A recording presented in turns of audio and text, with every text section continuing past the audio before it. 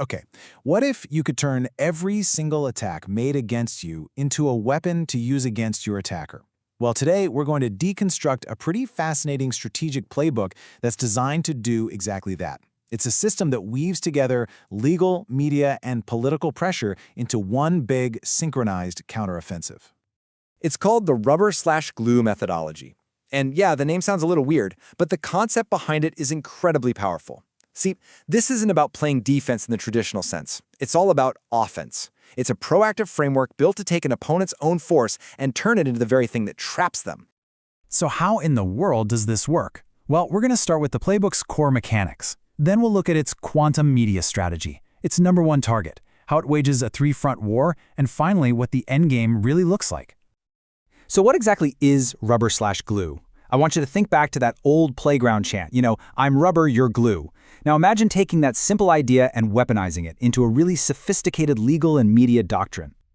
The analogy is actually simple, but it is incredibly effective. The rubber shield is all about creating defensive immunity, making sure that attacks just bounce right off, they don't stick. But here's the really brilliant part. The glue counteroffense makes sure that your opponent's own attacks do stick to them. Every single move they make becomes evidence, turning their offense into their own liability. The whole system is designed to run almost automatically. First, it completely shifts the posture from reactive defense to proactive readiness. Then, it's set up to convert every single incoming attack into usable legal evidence. How? Well, every hostile move gets captured through a secure documentation firewall. You can think of it like a permanent, unchangeable record, which then automatically triggers a coordinated legal and media response. It's a system that literally feeds on incoming attacks. All right, next up is a concept that the strategy calls the quantum effect, which is all about synchronizing pressure. The whole goal is to make a single, local event trigger an immediate, global impact. Now, I know what you're thinking, but this isn't science fiction. It's a strategic principle.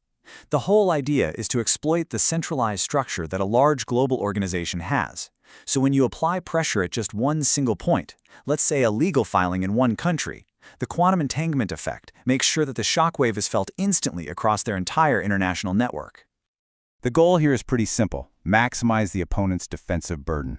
So, you have these prepackaged media kits, they're called exposé packages, and they're all ready to be released to international journalists and human rights groups. The very moment a legal action is filed, bam, these packages are deployed. This creates a simultaneous attack on the opponent's public image and their financial legitimacy, which forces them to fight a war on multiple fronts, on a global scale, all triggered by just one event. So where does this playbook direct all its focus? It's not about just creating random chaos. No, it's about applying precise leverage at the most critical point possible to get the absolute maximum impact. This playbook calculates that the highest point of leverage, the one single target that could cause a global financial crisis for the entire structure, isn't just any old vulnerability. It's the financial heart of the organization, its U.S. tax-exempt status. A successful challenge here would be, as the source material itself notes, more devastating than any single national ruling. Now this is where it gets really interesting, because this slide just visualizes the central conflict that the strategy wants to exploit. On one side, the organization claims it's a tax-exempt religion, but on the other, the strategy alleges it operates like a super profit-driven commercial enterprise where the net earnings benefit private individuals. That's a concept in tax law known as private inurement, and it's a huge no-no for nonprofits. This contradiction, that's the core vulnerability. And this isn't some new battlefield. The strategy actually leverages a long and really controversial history. The IRS revoked the organization's tax exemption way back in 1967, but then it was controversially reinstated in 1993 after a ton of litigation. It's this contested history that provides the legal precedent to propose a brand new challenge today. So the tactic here is what's called a legal preemption strike. Step 1, you file a super detailed complaint with the IRS. Step 2, you demand a totally fresh investigation into its commercial activities. And then the final critical step, you explicitly challenge the legitimacy of that controversial 1993 settlement. This basically forces the organization to defend its entire financial structure, right, from the ground up. Of course, a legal strike like this needs some serious ammunition. This strategy is built on a mountain of evidence that's focused on one thing: financial practices that are so predatory they just blur the line between being a charity and being a for-profit commercial enterprise.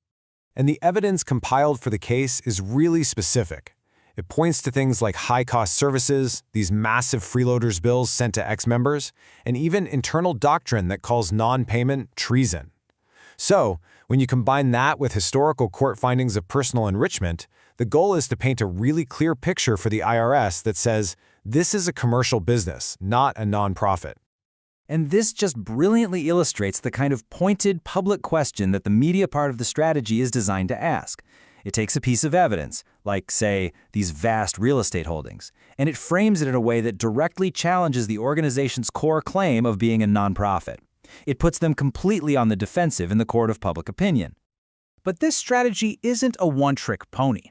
While the U.S. is definitely the priority target, the playbook is designed to be adapted to exploit unique vulnerabilities all across a global battlefield.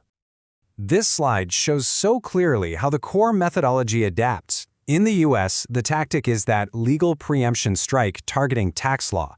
But in France, where the vulnerability is a history of fraud, the tactic becomes legal jujitsu. And then in Australia, it shifts again to political pressure to take advantage of public scrutiny. The French legal jujitsu tactic is particularly clever. See, in France, the organization already has multiple criminal convictions for fraud. So, in this case, the glue is already there. The strategy simply uses those existing convictions as the justification to demand new aggressive financial oversight. It's using the organization's own past against it. It's brilliant. And the Australian tactic? Well, it leverages the political system itself. A secure chain of financial evidence is handed over to a senator, who then uses what's called parliamentary privilege to both shield that evidence and force a public investigation, completely bypassing the normal legal hurdles. So after seeing how it works and how it adapts, what is the end game here? What is the ultimate impact of this whole rubber/glue methodology? This isn't just a plan against one specific group. It's really a blueprint for a modern form of strategic asymmetrical conflict. It integrates legal, media, and political tools into a single synchronized system. It's proactive, it seizes the initiative, and its core genius is that it's designed to transform an organization's greatest strength, in this case its money and its aggressive tactics, into its absolute greatest liability. And this quote from the source material just captures the core philosophy of this entire strategic playbook perfectly. The system is designed to be anti-fragile. It doesn't just withstand attacks, it's designed to actually get stronger from them. Every single hostile action becomes more fuel for the counteroffensive.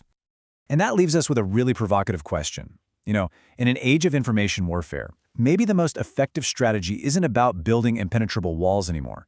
Maybe it's about designing systems that are built to turn incoming attacks into fuel. It really makes you think.